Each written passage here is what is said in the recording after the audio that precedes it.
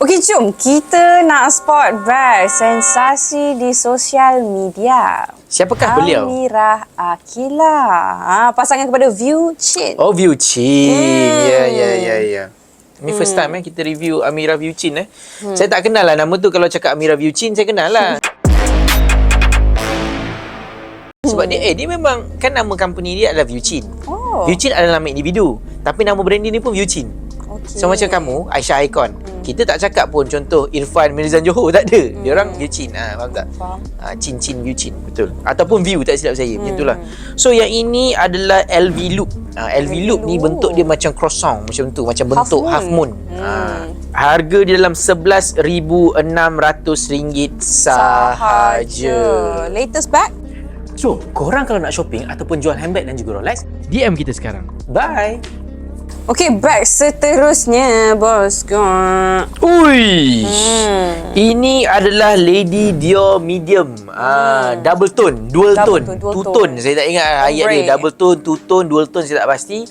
Tapi harga dalam RM30,500 sahaja. RM30,500 sahaja. Of course.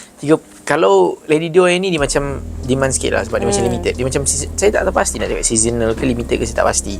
Tapi kedua-dua pasang handbag Amirah View, betul, harga dia dekat RM40,000 sahaja. Maybe RM43,000 macam tu lah.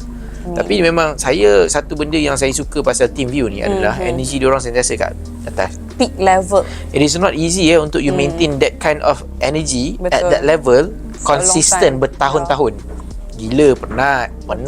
Kau nak kena hu-ha and tengoklah diorang punya durasi buat live berapa lama. Oi, buat live ni boleh meninggal loh. Betul, memang meninggal. Aisyah, hari tu kamu try first day kan? Terus nak berhenti. First day dia try buat live, dia apply for live host. First day dia buat live host, dia terus nak berhenti. Sebab memang penat. Padahal berapa jam je hari tu kan? Sejam. So, Koko, kalau korang ada pengalaman in live hosting, saya nak cari live host baru. Saya nak replace Aisyah. Saya tak memerlukan dia lagi. Ya, sebab saya nak jadi orang kaya. Jom shopping dan jual melalui Icon Lux. Jimat sehingga 70%, installment serendah RM5 sehari. Jual dan konsign item anda dengan kami. Cepat, DM kita sekarang.